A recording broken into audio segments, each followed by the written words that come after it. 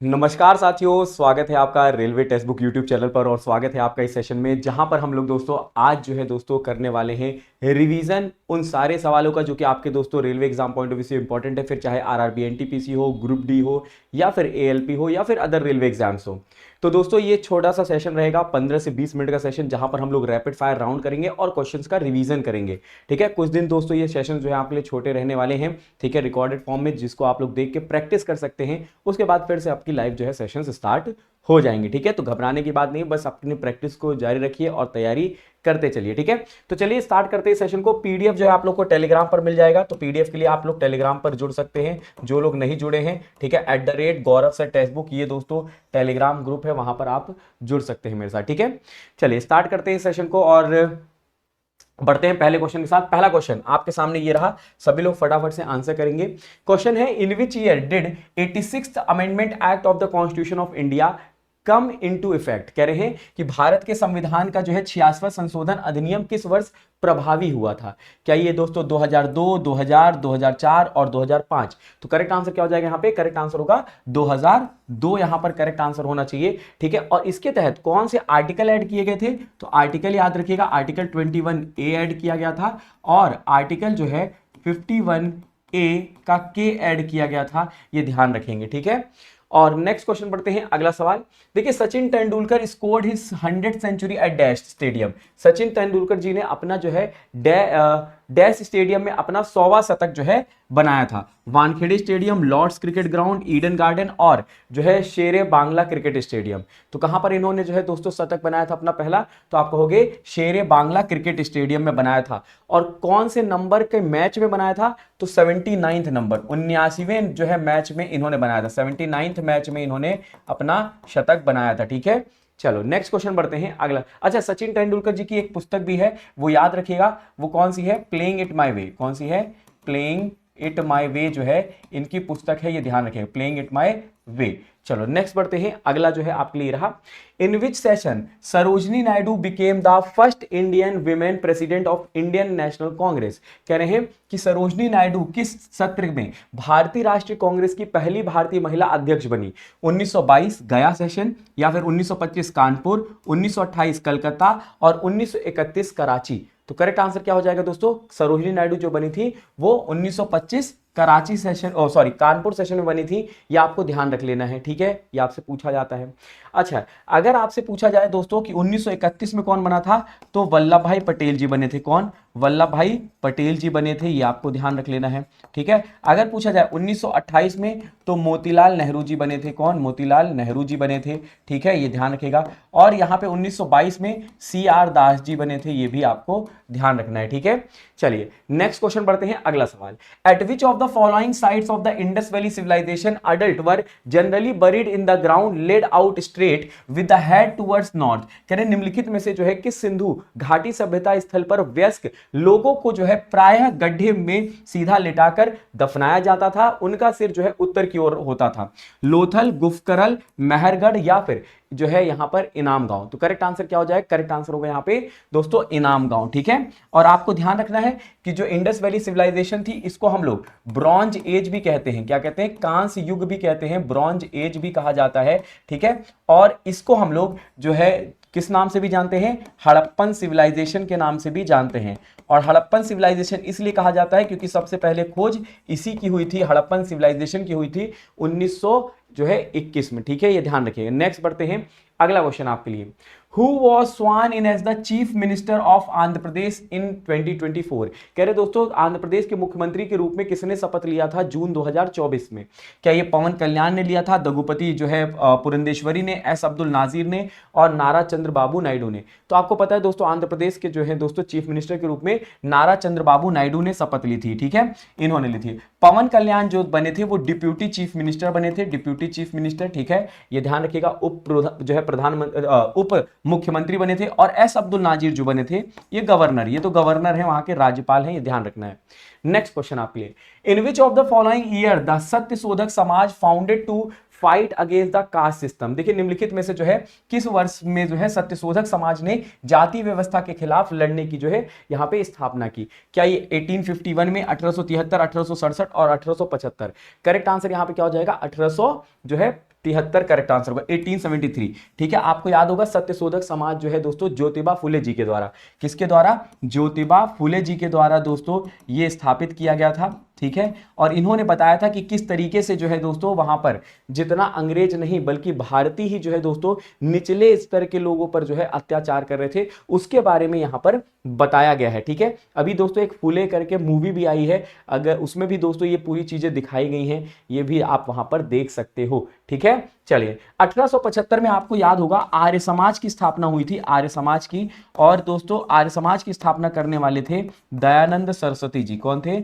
दयानंद सरस्वती जी थे, ये आपको ध्यान रखना है, दयानंद सरस्वती जी। ठीक है, चलो नेक्स्ट बढ़ते हैं, अगला क्वेश्चन आपके लिए, विच one of the following is a labour intensive industry? निम्नलिखित में से कौन सा एक जो है दोस्तों श्रम गहन उद्योग है?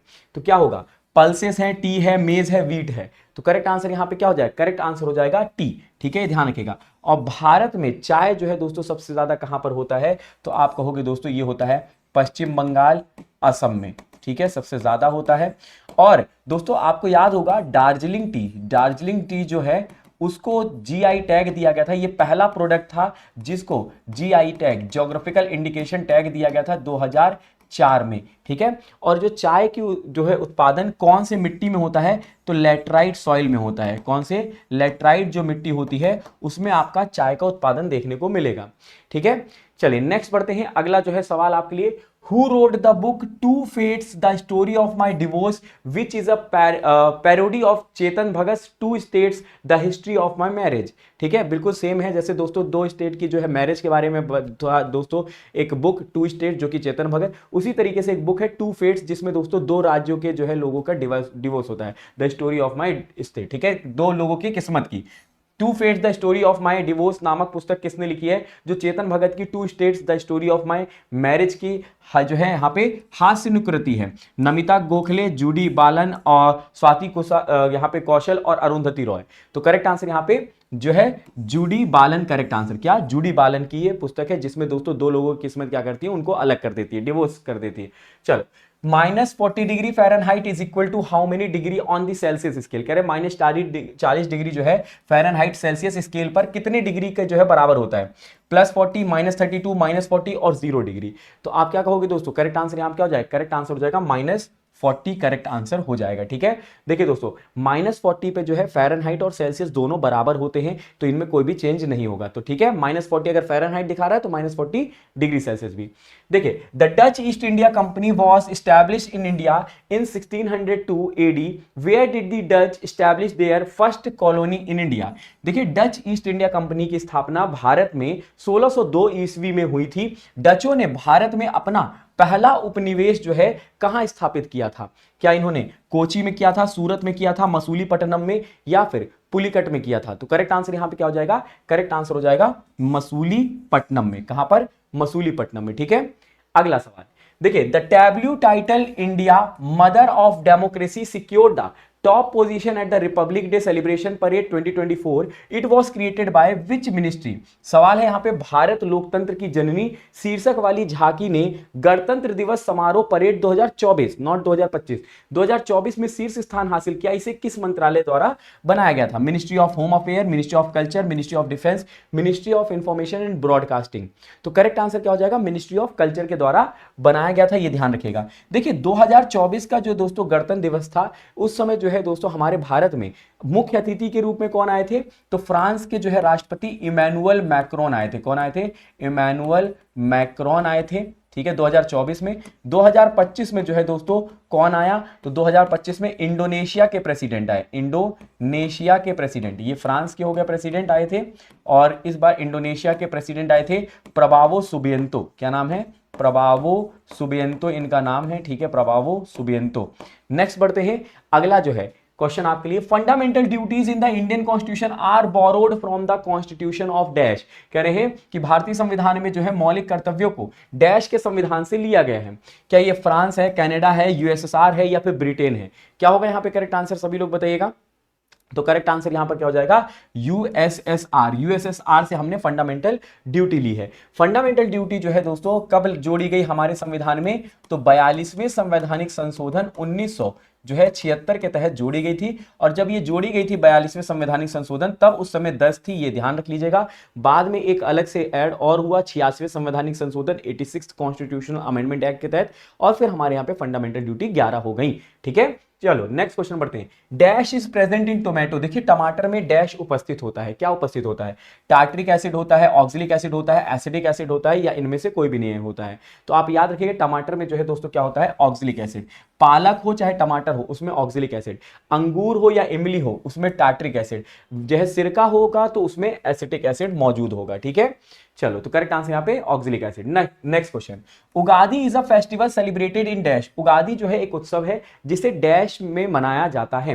क्या उड़ीसा मनाया जाता है, असम में, कर्नाटक में, या गुजरात में? कहां पे मनाया जाता है? तो आप क्या कहोगे दोस्तों? उगादी जो है कर्नाटक राज्य में। एक्चुअली उगादी जो है ये तेलंगाना में भी मनाया जाता है, और जो है दोस्तों ये आंध्र प्रदेश में भी मनाया जाता है, और ये एक तरीके का न्यू ईयर फेस्टिवल है जिसको हम लोग नववर्ष त्योहार कहेंगे। क्या कहेंगे? नववर्ष त्योहार कहेंगे। ठीक है, नेक्स्ट क्वेश्चन आपके लिए ये रहा, which of the following planet takes the least time to orbit the sun, निम्नलिखित में से जो है कौन सा ग्रह सूर्य की परिक्रमा करने के लिए सबसे कम समय लेता है? मार्स, मरकरी, अर्थ और सैटर्न। क्या हो जाएगा यहाँ पे करेक्ट आंसर?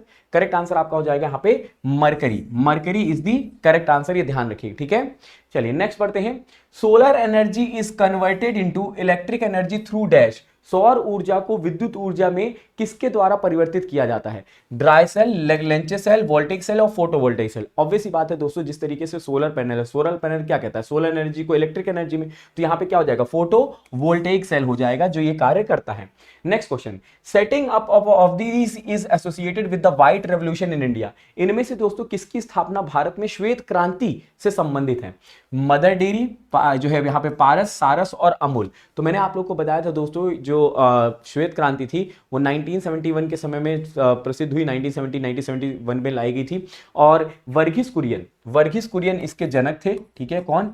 वर्गीस कुरियन। और दोस्तों वर्गीस कुरियन का बहुत बड़ा रोल था किसमें दोस्तों? अमूल जो है, अमूल लिमिटेड जो कि गुजरात में है, उसकी स्थापना में। ठीक है, तो यहां पे करेक्ट आंसर होना चाहिए अमूल, करेक्ट आंसर होना चाहिए। ठीक है, अमूल। नेक्स्ट क्वेश्चन बढ़ते हैं, अगला सवाल, dash is an asset that the borrower owns land, building, vehicle, livestock जो है deposit and uses this as a guarantee to a lender until the loan is repaid. Dash वह संपत्ति है जो उधार लेने वाले के पास होती है। ठीक है, जैसे कि भूमि, भवन, वाहन, पशुधन बैंकों में जमा होती है, और इसका उपयोग ऋणदाता को गारंटी के रूप में जो है तब तक किया जाता है जब तक कि ऋण चुकाया नहीं जाता है। तो ये क्या कोलेटरल होता है, डेट होता है, फिक्स्ड एसेट, या फिर ये लायबिलिटी होती है? क्या होता है ये दोस्तों? तो करेक्ट आंसर यहां पे होगा ये कोलेटरल होता है। ठीक है, समपार्श्विक होता है। नेक्स्ट बढ़ते हैं अगला, देखिए, the Mutharaiyar held power in the Kaveri delta, they were subordinate to the Pallava king of. देखिए कह रहे हैं मुतरियार ने कावेरी डेल्टा में सत्ता संभाली, वे डैश के पल्लव राजाओं के अधीन थे। क्या ये जो है मकोतई, कांचीपुरम, थंजावुर और जो है अरेकमेडू? तो करेक्ट आंसर क्या होगा? करेक्ट आंसर होगा यहाँ पे Kanchipuram, option number 2 correct answer होगा। नेक्स्ट क्वेश्चन बढ़ते हैं, अगला जो है, what are the height of badminton post. ठीक है, बैडमिंटन जो पोस्ट होती है उसमें उसकी ऊंचाई कितनी होती है? 1.80 मीटर, 1.45, 1.85 और 1.55। तो करेक्ट आंसर क्या हो जाएगा दोस्तों? इसकी हाइट होती है 1.55 मीटर, 1.55 मीटर जो है इस पोस्ट की हाइट होती है। ठीक है, बैडमिंटन पोस्ट की। अगला है, how many states of the Indian union share their boundary with Bangladesh. कह रहे हैं दोस्तों भारतीय संघ के कितने राज्य बांग्लादेश के साथ अपनी सीमा साझा करते हैं? तो आप कहोगे दोस्तों यहां पे 5 राज्य जो है अपनी सीमा साझा करते हैं। इसी तरीके से अगर पूछा जाए कि म्यांमार के साथ, ध्यान सुनो, म्यांमार के साथ जो है दोस्तों कितने देश अपनी सीमा साझा, मतलब कितने देश कह रहा हूं, भारत के कितने राज्य सीमा साझा करते हैं? तो आप कहोगे भारत के 4 स्टेट, भारत के 4 स्टेट जो है, ठीक है, 4 स्टेट्स ऑफ इंडिया, वो जो है अपनी सीमा साझा करते हैं किसके साथ? म्यांमार के साथ। आपको होमवर्क में बताना है नेपाल। ठीक है, नेपाल, होमवर्क नंबर 1 लिख लीजिएगा कि नेपाल जो है दोस्तों, नेपाल होमवर्क नंबर 1। ठीक है, नेपाल जो है इसके साथ जो है भारतीय राज्य जो है कितने भारतीय राज्य सीमा साझा करते हैं। नेक्स्ट बढ़ते हैं, अगला जो है आपके लिए रहा, how many articles come under the right to equality. देखिए कह रहे हैं समानता के अधिकार के जो है अंतर्गत कितने अनुच्छेद आते हैं? क्या ये 2 आता है, 3 आता है, 5 आता है या 4 आता है? तो करेक्ट आंसर यहाँ क्या होगा? करेक्ट आंसर होगा 5 हो जाएगा। क्या हो जाएगा? 5 यहाँ पर करेक्ट आंसर होगा। ठीक है, अगर हम बात करें कौन कौन से आर्टिकल आते हैं, तो आप कहोगे आर्टिकल नंबर 14, 15, 16, 17, 18 ये आर्टिकल आते हैं। 14 में कहा गया है दोस्तों कि कानून के नजर में सब एक समान होंगे। 15 में ये कहा गया है दोस्तों कि जाति, धर्म, लिंग और जो है जन्म स्थान पर कोई भेदभाव नहीं करना है, ठीक है। 16 में ये कहा गया है दोस्तों कि सबको समान अवसर मिलना चाहिए, इक्वल अपॉर्चुनिटी। 17 में ये कहा गया है कि दोस्तों अस्पृश्यता का उन्मूलन मतलब एबोलिशन ऑफ अनटचेबिलिटी। और 18वें में ये कहा गया है कि रिमूवल ऑफ टाइटल, ठीक है, या एबोलिशन ऑफ टाइटल मतलब उपाधियों का अंत, ठीक है। तो ये 5 जो है दोस्तों आते हैं राइट टू इक्वलिटी के अंदर। Next question, who has been appointed as the director general of the national security guard, कह रहे राष्ट्रीय सुरक्षा गार्ड के महानिदेशक के रूप में किसे नियुक्त किया गया है? नलिन प्रभास, सपना तिवारी, दलजीत सिंह चौधरी और M.A. गणपति। करेक्ट आंसर यहां पे कौन हो जाएंगे? करेक्ट आंसर नलिन प्रभात। कौन? नलिन प्रभात यहां पर करेक्ट आंसर हो जाएंगे। अगला जो है आपके लिए रहा, after how many minutes half times start in a hockey match. Hockey match में जो है हाफ टाइम कितने मिनट बाद जो है शुरू होता है? 45 मिनट बाद, 30 मिनट बाद, 120 मिनट बाद या फिर 90 मिनट बाद? कितने मिनट बाद शुरू होता है? तो आप कहोगे दोस्तों ये शुरू होता है 30 मिनट के बाद। कितने मिनट के बाद? 30 मिनट के बाद शुरू होता है, ठीक है। नेक्स्ट क्वेश्चन आपके लिए, original text of the Indian constitution contain dash article. देखिए भारतीय संविधान के जो है मूल पाठ में कितने अनुच्छेद शामिल थे ये आपको बताना है। क्या 376 थे, 395, 386 और 440? तो उस समय दोस्तों 395 थे, ठीक है। कितने? 395। कितने पार्ट थे? तो आप कहोगे पार्ट उस समय जो है दोस्तों 22 थे। कितने पार्ट? 22 थे। और कितने स्केड्यूल थे अगर पूछा जाए, कितनी अनुसूचियां थी? तो 8 अनुसूचियां उस समय मौजूद थी, ये आपको ध्यान रखना है, ठीक है। नेक्स्ट बढ़ते हैं, विच of the following aquatic animals does not have gills. देखिए निम्नलिखित में से किस जलीय जंतु के जो है गलफड़े नहीं होते हैं? क्या ये ऑक्टोपस के नहीं होते, स्क्विड के नहीं होते हैं, क्लोन फिश के नहीं होते या फिर वेल के नहीं होते? तो करेक्ट आंसर यहां क्या हो जाएगा? वेल। वेल के नहीं होते हैं, ये आपको ध्यान रखना है। नेक्स्ट बढ़ते हैं, Amjad Ali Khan is known for playing dash. Amjad Ali Khan जो है निम्नलिखित में से किस वाद्य यंत्र के जो है वादन के लिए प्रख्यात हैं? सरोद, सारंगी, सितार और तबला। तो आप क्या कहोगे किसके लिए फेमस है ये? तो दोस्तों सरोद के लिए, अमजद अली खान जी को, ठीक है, उस्ताद अमजद अली खान। इन्हीं को सरोद सम्राट भी कहा जाता है। क्या कहा जाता है? सरोद सम्राट के नाम से भी ये जाने जाते हैं। चलो नेक्स्ट क्वेश्चन बढ़ते हैं, in which year was the constitution of Jammu and Kashmir adopted. कह रहे दोस्तों जम्मू और कश्मीर का जो है संविधान किस वर्ष अपनाया गया था? 1954, 50, 56 और 58। करेक्ट आंसर क्या हो जाएगा? करेक्ट आंसर हो जाएगा 56, 1956 में, ठीक है। नेक्स्ट बढ़ते हैं, अगला जो है सवाल, विच of the following is an example of capital receipt in the government budget. कह रहे निम्नलिखित में से कौन सा जो है सरकारी बजट में पूंजी प्राप्ति का उदाहरण है? Sale of government bonds, income from government owned enterprises, tax revenue collected from citizen और grant received from the foreign countries. Correct answer क्या हो जाएगा? करेक्ट होगा sale of government bond, correct answer होगा सरकारी जो है यहां पे बंधों की बिक्री, ठीक है। चलिए नेक्स्ट बढ़ते हैं, अगला question, Hooke's theory is related to which of the following. Hooke की जो सिद्धांत निम्नलिखित में से किससे संबंधित है? Fluid pressure, elasticity, radioactivity और इनमें से कोई भी नहीं। तो दोस्तों इलास्टिसिटी से संबंधित है क्या? हुक्स थ्योरी, ठीक है, ये ध्यान रख लीजिएगा। नेक्स्ट बढ़ते हैं, अगला सवाल, dash connects bone to bone. देखिए दोस्तों हड्डियों को हड्डी से कौन कनेक्ट करता है? क्या ये लिगामेंट करता है, एरियोलर करता है, टेंडन करता है या कार्टिलेज? तो आप क्या कहोगे दोस्तों? ये लिगामेंट करता है। कौन? लिगामेंट कनेक्ट करता है, ये ध्यान रखना है, ठीक है। और टेंडन क्या करता है दोस्तों? वो मसल को बोन से कनेक्ट करता है।